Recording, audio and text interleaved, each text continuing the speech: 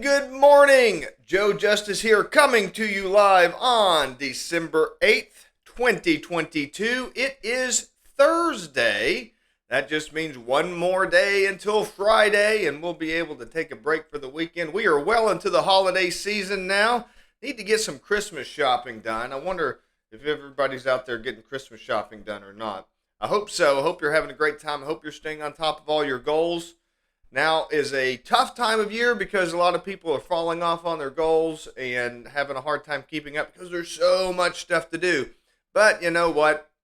It's also an excellent time to really dig down into things because there's so much chaos. You can plan order, and by scheduling, time blocking, and certain times at 1 o'clock I'm going to do this every day. That can really help stabilize your day and your schedule and really help you stay on track.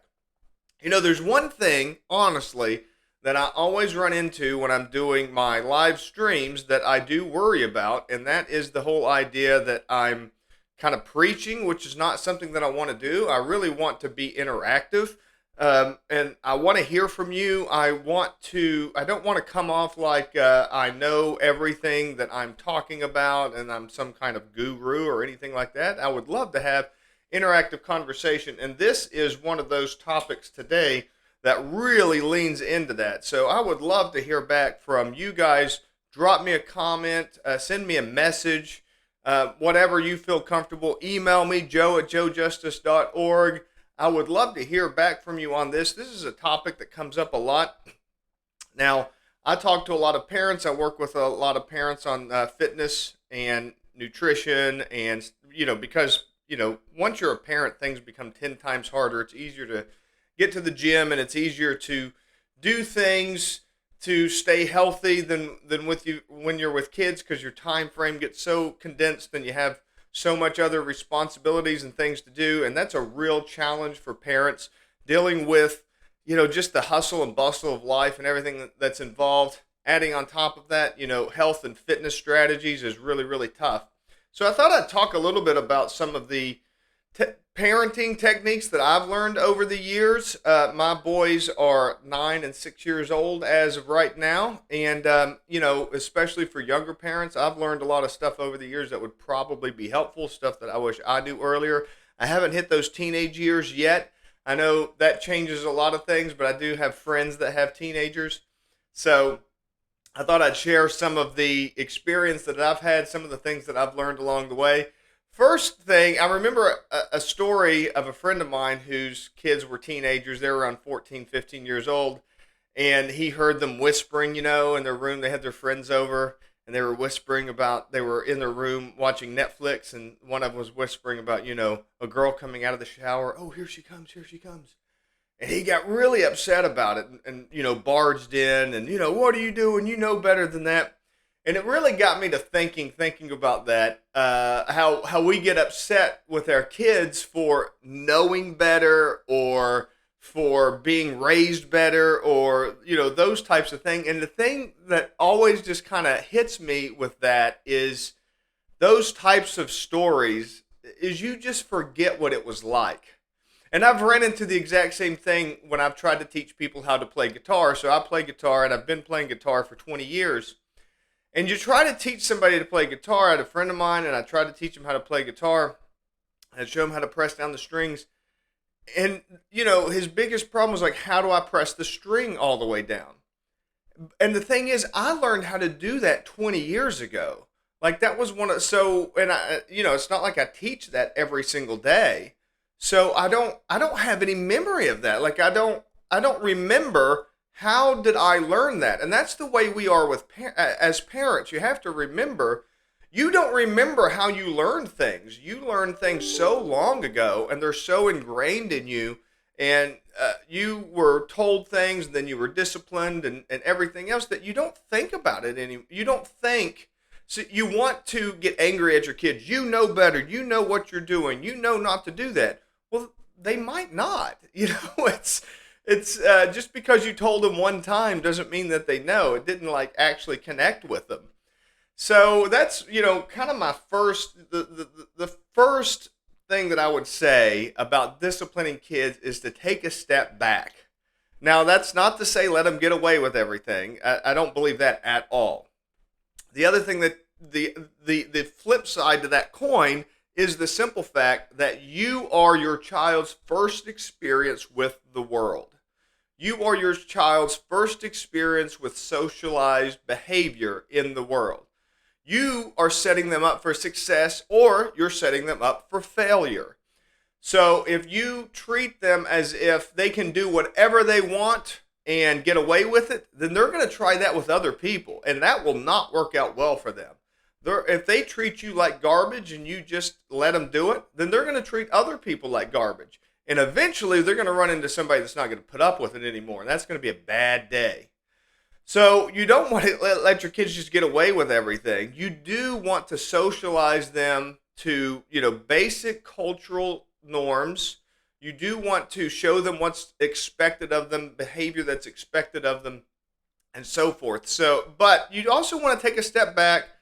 Just because you've told them something one time doesn't mean that they remember it, doesn't mean that they've internalized it, doesn't mean that it's in their body, that they understand it, that they're rejecting it by going counter to it. It just means that they haven't quite learned it yet. And you learned that a long time ago through lots and lots of reinforcement, behavioral reinforcement by you, society, or by your parents, by society, by teachers, by other kids, siblings, so forth and so on. So don't imagine just because you told them one thing once that they know it. So when I was planning for this is like the really simple strategy that I've always used when it comes to figuring out discipline.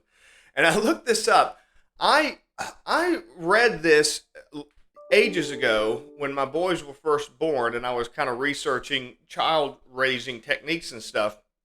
And I remembered this, but I don't remember where I learned this from. So I went to Google it to see what book was I reading that I learned this from, or what video was I watching, or what training, where did I learn this from?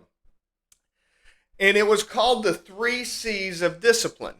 And apparently that's a thing that's like, it's not an established thing. So I Googled the 3 C's of discipline, and there's like all kinds of different versions of this that have all kinds of different meanings and stuff. So I wish I could tell you the source on where I learned this, because I think this is like the most helpful way to discipline your kids, but I don't know what the source is. So you're just gonna have to take my word for it that I read this somewhere. I imagine it was written by a psychologist or psychiatrist or something, or a child expert or something like that. But so I don't have any source or credentials that backs this up. But I've always found this helpful. The 3 C's are consequences, connection, and consistency.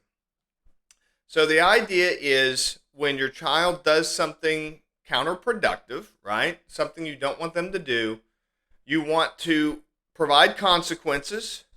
You want those consequences to be connected, and you want those connected consequences to be consistent. So, in other words, if a child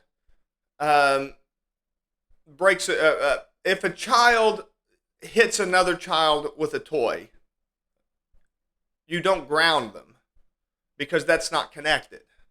If a child hits another child with a toy, that might be an opportunity to spank them, because it's connected then.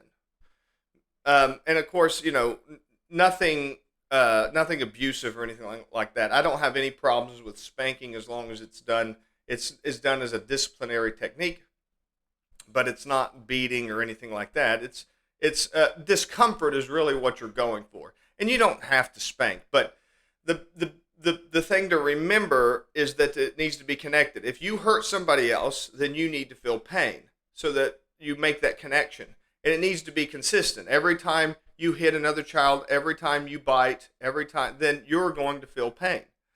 And when children are very small, like something like pinching actually works, because they don't like it. It hurts. So they hurt another child, they feel pain. So as they get older, you can connect that kind of stuff a lot easier. But when they're young, it has to be in their body. So if they act hyperactive, if they're out of control, they're climbing or something like that, that's a good time for a timeout, because they're acting wild, they're acting out of control. So then you put them in a situation where they can't act out, and you be consistent with it. The thing that I would add to that is I would add timely, because I see it a lot of time with parents where they will they will ground their kid today. They will ground their kid in the weekend for something that they did on Monday. Well, by the time you get to the weekend, like that kid has no idea what he's grounded for.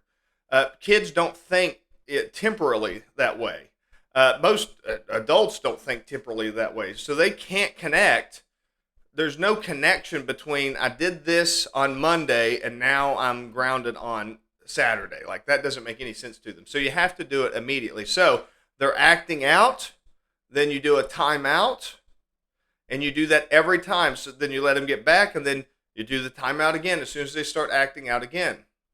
They, again, any kind of acting out, find a way to connect it.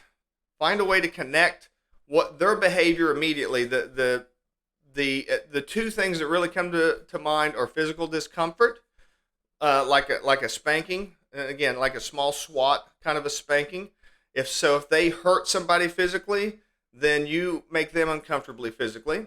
If they're acting out wildly, then you force them you force them not to do anything. So a timeout's a really good example. And you do it in a time frame that they can understand, that they can conceptualize. That's been really helpful. So I would love to hear from you guys. What do you think? What kind of disciplinary techniques have you found helpful? And what would you think about this type of technique, the 3 C's of discipline that I use, or do you have something else that you use? Would love to hear from you. Let me know. Drop me a comment. Send me a message. And thanks for watching today. Be sure to like, subscribe, follow, do all that good stuff. And I will talk to you tomorrow.